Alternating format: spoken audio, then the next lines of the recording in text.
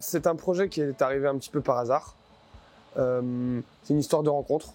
Moi, je connaissais un petit peu le sujet de la méthanisation par mes études agricoles. Et puis un jour, mon père a eu l'occasion d'échanger avec des représentants de chez GRDF qui lui ont fait savoir que ils aimeraient bien développer cette activité sur la commune, sur la région. Et puis c'est vrai qu'en y réfléchissant, on n'avait pas tellement le profil pour faire de la méthanisation. Étant éleveur de chevaux, c'était pas vraiment réservé à nous.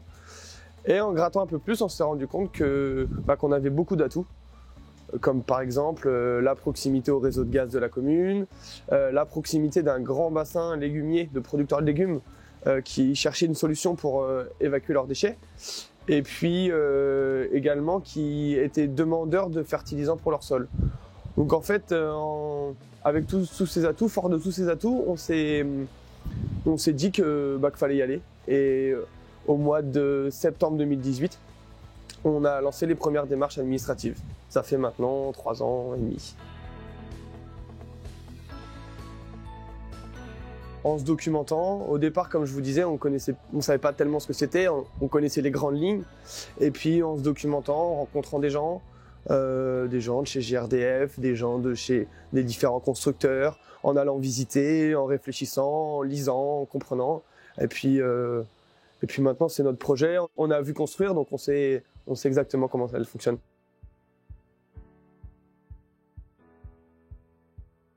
Alors, la méthanisation, déjà, c'est un procédé naturel de dégradation de la matière organique. Donc, la matière organique, ça peut être du fumier, mais aussi des tontes de pelouse, des déchets de légumes, tout ce qui se décompose. Et cette décomposition, j'ai produit un gaz, un biogaz. Et mon unité, l'idée, c'est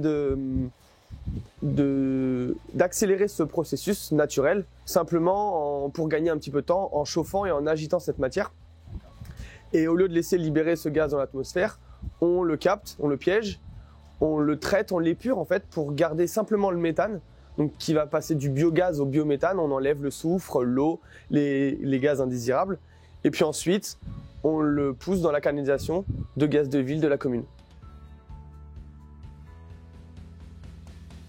Ça s'appelle le digesta, donc c'est une pâte donc qui déjà n'a plus d'odeur, contrairement au fumier, au lisier, puisqu'on a retiré le méthane donc, et les gaz et le soufre, qui sont des gaz qui peuvent sentir mauvais. On a retiré ces gaz-là et il nous reste les éléments fertilisants, puisque la méthanisation ne consomme pas d'éléments fertilisants. Il nous reste l'azote, le phosphore, la potasse. Tout ce qu'on a mis en azote, phosphore, potasse, éléments minéraux en amont se retrouve en aval dans un digesta qui ressemble à un lisier de vache ou de cochon. Et que l'on répand, donc ça c'est le principe de nos conventions, chez les agriculteurs. Donc celui qui nous a amené son fumier, on lui ramène sous forme de digesta, les légumes sous forme de digesta, etc. On travaille avec différents acteurs qui sont tous des acteurs locaux de proximité. Les plus loin sont à 4 ou 5 km, ils travaillent tous dans le secteur. On a plusieurs types d'apporteurs. On a des éleveurs bovins qui nous apportent leur fumier. On a des maraîchers qui font des couverts végétaux et qui nous les donnent pour qu'on valorise un petit peu mieux leur terre, ou qui nous les échangent. Et puis on a aussi la coopérative Agrial qui elle regroupe l'ensemble des producteurs de légumiers du secteur qui nous fournit en déchets de légumes. Et on a mis en place des conventions un peu sous forme gagnant-gagnant pour que tout le monde s'y retrouve. Keywild, ça permet aussi d'intégrer la population à mon projet et de communiquer.